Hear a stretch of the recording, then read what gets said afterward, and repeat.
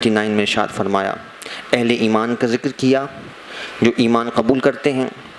اور پھر اس کے بعد رب العزت نے کفار کا ذکر کیا جو دولت ایمان سے محروم ہیں اور انہوں نے اپنے آپ کو گمراہی کے دلدل میں گرا دیا۔ تو قرآن مجید فرقان حمید ان کو کہتا ہے اولئک کالانعام بل ہم اضل۔ پہلے فرمایا کہ یہ جانوروں کی طرح ہیں کفار کو، پھر فرمایا بلکہ اس سے بھی بدتر ہیں، کیونکہ یہ جانور کیا ہے، جانور کی زندگی اس کے شب و روز ایسے ہی گزرتے ہیں کہ اسے اپنا پیٹ بھرنا ہے، اگر اس کے بچے ہیں تو اپنے بچوں کو خوراک مہیا کرنی ہے، اور بے مقصد سی اس کی زندگی ہے، کھایا پیا اور سو گیا، یہی ایک جانور کی زندگی ہے۔ تو اگر ایک انسان جو کہ اشرف المخلوقات ہے اس کی زندگی بھی اسی طرح کی ہو جائے کہ بس مال کمانے سے غرض، اس کو خرچ کرنے سے غرض، اپنی سوشل لائف جینے سے غرض اور اپنے رسم و رواج کو پورا کرنے سے غرض ہو، اسی تک اس کی اگر زندگی محدود ہے اور اسی کے گرد اگر گھومتی رہتی ہے تو پھر یہ کام تو جانور بھی کرتے ہیں اپنے اپنے دائرے میں رہ کر۔ تو ایک بندہ مومن جو ایمان کے نور سے منور ہو جاتا ہے تو اللہ تبارک و تعالی اس کے عقل و شعور کو اپنی اطاعت و فرما برداری کے تابع فرما دیتا ہے۔ اور کفار کے متعلق پھر آیت کے اگلے حصے میں فرمایا اولئک کالانعام، وہ جانوروں کی طرح ہیں، بل ہم اضل، بلکہ اس سے بھی زیادہ وہ بھٹکے ہوئے ہیں، کیونکہ جانور کو بھی اپنے نفع نقصان کا پتہ ہوتا ہے اور جانور بھی اس چیز سے اپنے آپ کو بچانے کی کوشش کرتا ہے جس میں اس کا نقصان ہو، کوئی خطرہ ہو، کوئی دوسرا جانور جو اس سے زیادہ طاقتور ہو اس سے اپنے آپ کو وہ بچاتا ہے، یا کوئی نقصان دہ چیز ہو اس سے اپنے آپ کی حفاظت کی کوشش کرتا ہے۔ لیکن یہ کیسا انسان ہے کہ جس کو اللہ نے عقل و شعور دیا، اور عقل و شعور اس لیے دیا کہ وہ اللہ تعالی کی وحدانیت پر غور کرے، اس کی قدرتوں پر غور کرے اور اس کی اطاعت و فرما برداری کرے، اس کے احکامات کو تسلیم کرے۔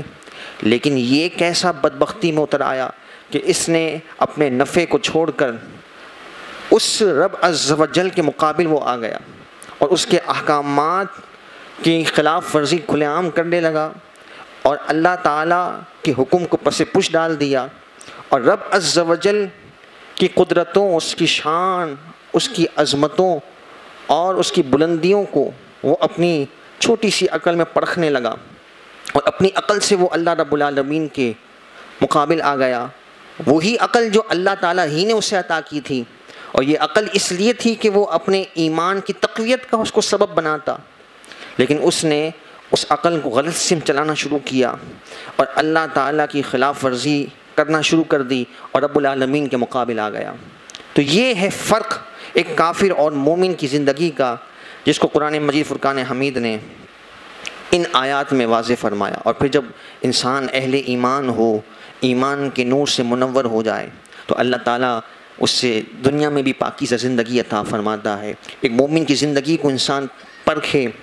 واقعتاً جو ایمان کے تقاضوں کو سامنے رکھتا ہے تو پھر اس کی زندگی کیسی نرالی ہوتی ہے۔ رات کو سوتا ہے تو اللہ کا نام لے کر سوتا ہے، اللہ کا ذکر اس کی زبان پر ہوتا ہے۔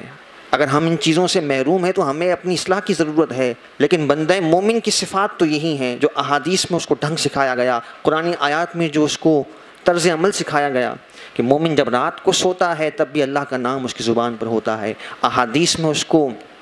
دعائیں سکھائی گئیں، رات کو سونے سے پہلے یہ پڑھے، آیت الکرسی پڑھے، اللہ تعالیٰ اس کو ساری رات جو ہے وہ شیاطین کے شر سے بچاتا ہے، اور پھر کلمہ طیبہ پڑھ کر سوئے تاکہ اللہ نہ کرے زبان سے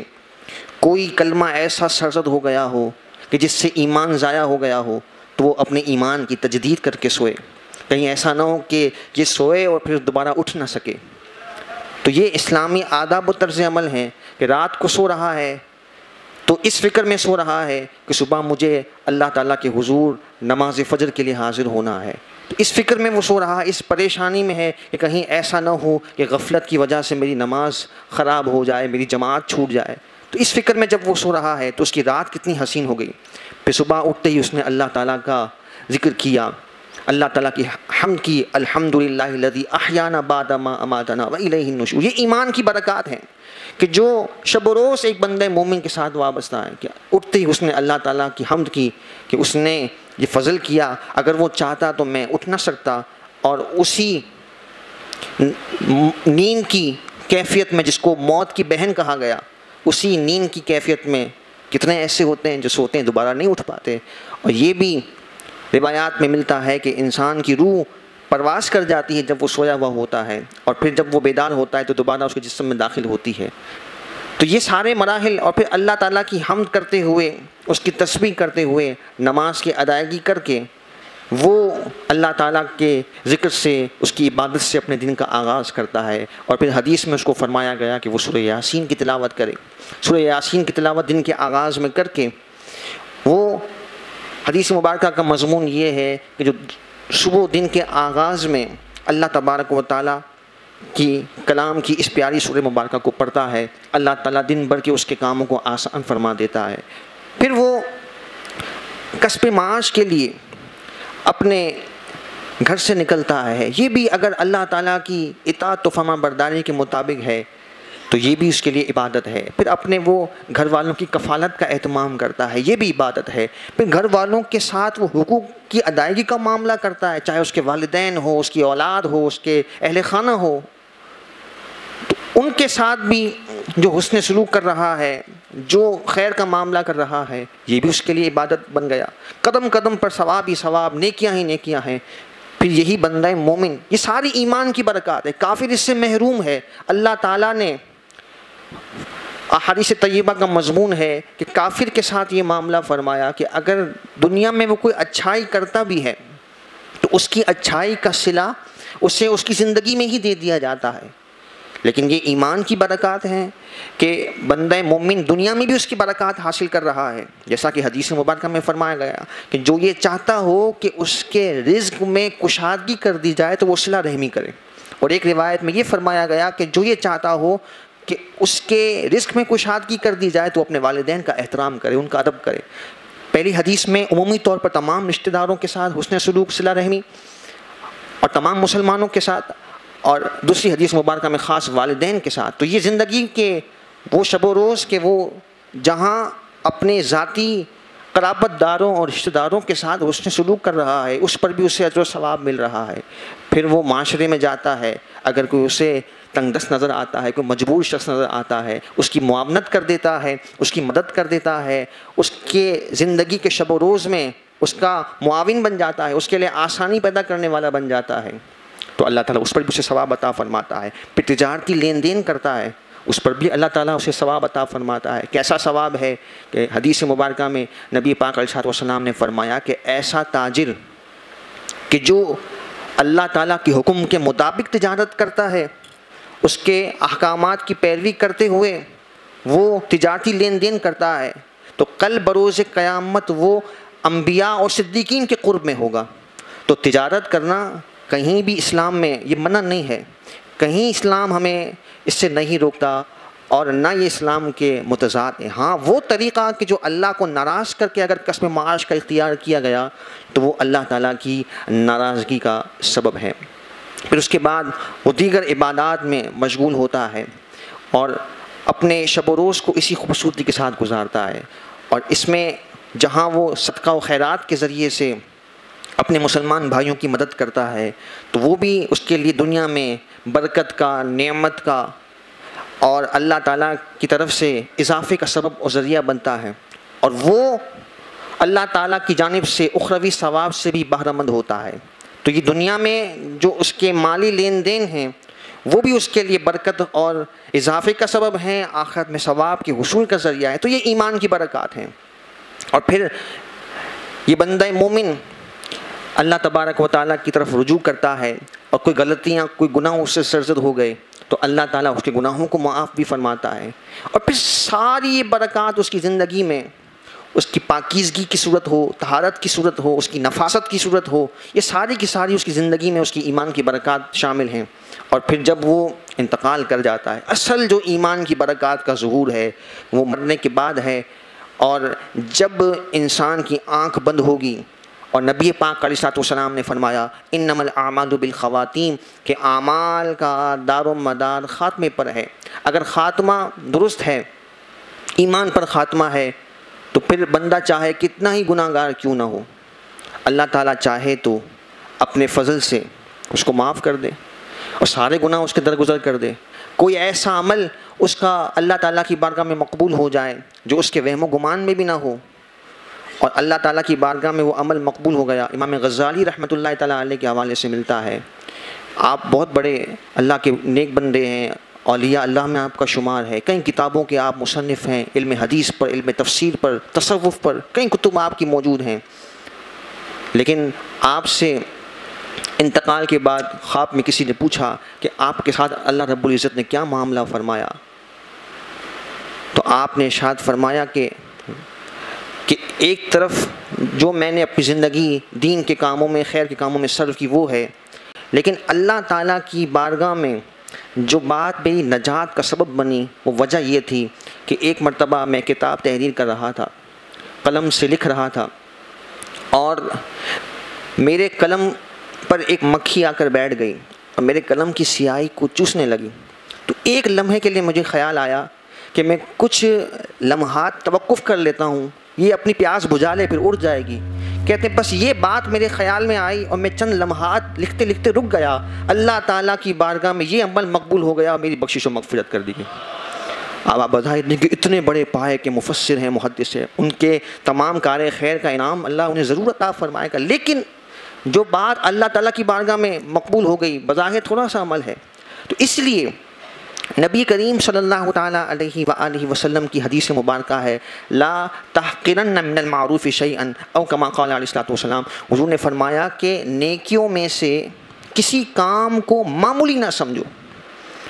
نیکیوں میں سے کسی کام کو معمولی نہ سمجھا جائے۔ ہم نہیں جانتے کہ جس کام کو ہم معمولی سمجھ رہے ہیں اللہ تعالیٰ کی بارگاہ میں وہ عمل ہمارے لیے نجات کا اور بخشش و مغفرت کا ذریعہ بن جائے۔ اور دوسری جانب گناہ کے معاملے میں بھی ہمیں یہی سکھایا گیا کہ کسی گناہ کو ہلکا سمجھ کے نہ کر لیا جائے، اگر وہی گناہ بظاہر چھوٹا سا ہو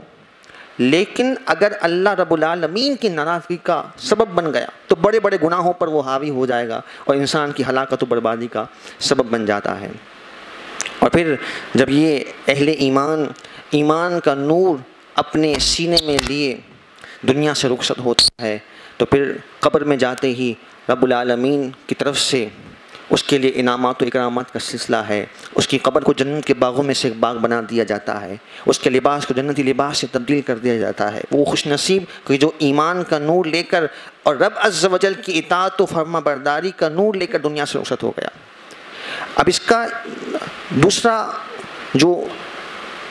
متضاد مطلب ہے وہ نہ نکالا جائے کہ انسان سوچے بس میں نے ایمان قبول کر لیا، اب چھٹی ہو گئی اور کوئی کام کوئی نیک عمل کرنے کی حاجت و ضرورت نہیں ہے، بلکہ یہ نیک اعمال یہ ایمان کے ساتھ ایسے منسلک ہیں کہ یہ ایمان کی تقویت کا باعث و سبب ہیں اور یہ ایمان کو جلا بخشتے ہیں، ایمان کے بقا میں یہ نیک اعمال کردار ادا کرتے ہیں۔ اسی لیے مفسرین فرماتے ہیں کہ بہت سارے مقامات پر قرآن مجید فرقان حمید میں جب ہم پڑھتے ہیں ان الذین آمنوا وعملوا الصالحات ان الذین آمنوا وعملوا الصالحات والذین آمنوا وعملوا الصالحات، اس طرح کے مضمون کے ہمیں الفاظ ملتے ہیں کہ جہاں ایمان کا ذکر ہے اور ساتھ ہی اعمال صالحہ کا بھی ذکر بالکل متصل ہے، تو اس سے یہ ظاہر ہوتا ہے کہ اگرچہ ایمان دل کی تصدیق کا نام ہے، دل سے انسان اللہ رب العالمین کی وحدانیت کا اور نبی پاک علیہ الصلوۃ والسلام کی رسالت کا، آپ کے تمام احکامات کو تسلیم کرنے کا وہ جب عزم کر لیتا ہے تو اس کے دل میں اللہ رب العالمین اس زبان سے اقرار کی برکت سے ایمان کے نور کو داخل تو کر دیتا ہے، لیکن اس نور ایمان کی بقا یہ نیک اعمال سے ہیں۔ اسی لیے فرمایا گیا کہ جب انسان گناہوں میں اتنا ملوث ہو جائے کہ وہ اللہ تعالیٰ کی ناراضگی میں اپنے آپ کو مبتلا کر لے اور رب العالمین کی رحمت سے اپنے آپ کو محروم کر لے، تو یہ گناہوں کی نحوست بالآخر گناہ کرتے کرتے گناہ کے دلدل میں وہ ایسا گر جاتا ہے کہ وقت آخر اس کا ایمان جو ہے وہ سلب کر لیا جاتا ہے۔ تو یہ گناہ کی نحوست ہے اور اس کے مد مقابل نیک اعمال کی یہ برکات ہیں کہ اللہ تبارک و تعالیٰ اسے ایمان کی تقویت عطا فرماتا ہے۔ تو اللہ تبارک و تعالیٰ کی جانب سے وہ ایمان کے نور کو جب قبر میں لے کے جاتا ہے اور محبوب کریم علیہ الصلوۃ والسلام کی اطاعت و فرما برداری کر کے حضور علیہ الصلوۃ والسلام کی شان و عظمت کے ذکر سے اپنے آپ کو، اپنے وجود کو، اپنے ظاہر و باطن کو منور کر کے جب وہ قبر میں جاتا ہے تو اللہ رب العالمین اس کی قبر کو بھی مصطفیٰ کریم علیہ الصلوۃ والسلام کے نور کا گہوارہ بنا دیتا ہے، اس کے لباس کو جنتی لباس میں تبدیل فرما دیتا ہے، جنتی کھڑکی کو کھول دیتا ہے، اور پھر وہیں سے جیسا کہ قرآن آیات کا مضمون بتاتا ہے کہ وہیں سے اللہ رب العالمین جنتی نعمتوں کا اس پر ظہور فرمانا شروع کر دیتا ہے، جیسا کہ شہداء کے بارے میں فرمایا گیا کہ وہ انتقال کے بعد اپنی قبروں میں رزق دیے جاتے ہیں، اللہ تعالیٰ انہیں جنتی نعمتیں عطا فرماتا ہے، اس کی کیا کیفیت ہے، کیا اس کے انداز ہیں، وہ رب تعالیٰ جانے، لیکن یہ قرآنی حقیقت ہے اور احادیث میں اس کا ذکر موجود ہے۔ تو وہیں سے یعنی آنکھ بند ہوئی اور اللہ تعالیٰ کی طرف سے نعمتوں کا، انعامات و اکرامات کا ذکر، یہ ایمان کی برکت ہے۔ اور اس کے برعکس جو کافر ہے اس کا جیسے ہی انتقال ہوتا ہے اسے قبر میں گاڑ دیا جاتا ہے، مسلمان کو تو احترام سے تجہیز و تکفین کر کے سپرد خاک کیا جاتا ہے، لیکن جیسے ہی کافر قبر میں ڈالا جاتا ہے، جس طریقے سے بھی اس کا اختتامی مرحلہ ہوتا ہے وہیں سے اس کے عذاب کا سلسلہ شروع ہو جاتا ہے، اور جہنم کے عذابات کی ساری ہولناکیاں وہیں سے قبر سے وہ آغاز کر دی جاتی ہیں۔ تو یہ فرق ہے اور ایمان کے نور کی برکات اور ثمرات ہیں۔ اور پھر جب یہی ایمان کا نور لے کر کل بروز قیامت میدان محشر میں حاضر ہوگا، اور اس وقت جب ساری کائنات کے تمام انسان موجود ہیں اور ہر طرف کھلا میدان ہے اور ہر ایک کے اعمال کھل رہے ہیں، اور ایسے وقت میں کہ جب ہر ایک کو اپنی رسوائی کا اور پشیمانی کا ڈر ہے، برسر محشر ہر شخص کو اپنی عزت کی فکر ہوگی۔ دنیا میں ہماری جھوٹی عزت کی حفاظت کے لیے ہم کتنا اہتمام کرتے ہیں، کتنی غلط بیانیاں کرتے ہیں، اور کتنا اپنے آپ کو مینوپولیٹ کرتے ہیں بنا سوار کر، اور ایسا ظاہر کرتے ہیں کہ ہم سے زیادہ کوئی پارسا نہیں ہے اور ہم سے زیادہ کوئی ایماندار نہیں ہے، لیکن یہ تو وقتی عزت ہے، اور یہ بالآخر جھوٹی عزت آشکار ہو ہی جاتی ہے اور حقیقت حال لوگوں کو نظر آ ہی جاتی ہے۔ لیکن دنیا میں تو یہ معمولی عزتیں، وقتی زندگی کی یہ باتیں ہیں، لیکن اخروی عزت اصل عزت ہے آخرت میں، جو رب العالمین کے حضور اور برسر محشر تمام لوگوں کے نزدیک اس وقت جب اعمال پیش ہوں گے، اس وقت اہل ایمان کو ایمان کی قدر و منزلت کا اندازہ ہوگا، اور جس انداز سے کافر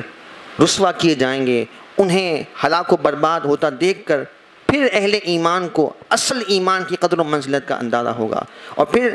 اس کے سامنے دنیاوی تکلیفیں، مشقتیں کوئی حیثیت نہیں رکھتی۔ نبی کریم علیہ الصلوۃ والسلام کی حدیث مبارکہ ہے، مسلم شریف میں یہ حدیث مبارکہ موجود ہے، پیارے آقا کریم علیہ الصلوۃ والسلام نے ارشاد فرمایا کہ دنیا میں وہ شخص جو کافر و فاسق تھا، فاجر تھا، اور دنیاوی اعتبار سے سب سے زیادہ جس کو کامیاب سمجھا جائے، مالی اعتبار سے، شہرت کے اعتبار سے، جو بھی دنیا کے اپنے اپنے معیارات ہیں، عزت کے اور شہرت کے، مالداری کے اور کامیابی کے،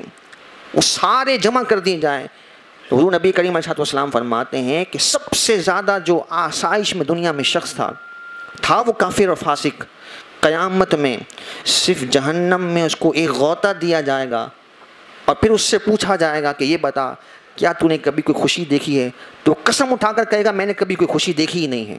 حالانکہ دنیا کا سب سے کامیاب ترین شخص وہ تھا۔ حضور علیہ السلام کی الفاظ ہیں۔ تو دنیاوی آسائشوں کی، کامیابیوں کی اور مال و دولت کی یہ وقت ہے کہ اس کے سامنے جہنم کا صرف ایک جھونکا، جہنم میں بھی ڈالا نہیں گیا، جہنم کی طرف رک کر کے اس کو قریب کیا جائے گا تو ساری وہ آسائشیں اور رحمتیں، نعمتیں بھول جائے گا، کہا مجھ پر کوئی کبھی زندگی میں کوئی آسانی ہوئی نہیں۔ اور اس کے برعکس نبی پاک علیہ السلام نے فرمایا کہ وہ شخص کہ جو